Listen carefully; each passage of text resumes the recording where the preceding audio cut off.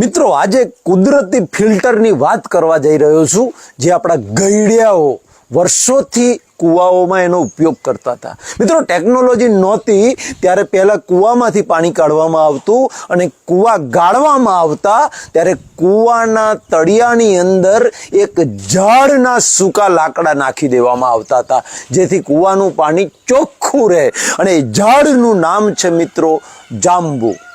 જાંબુ anti bacterial, anti viral, anti fungus અને anti parasite છે।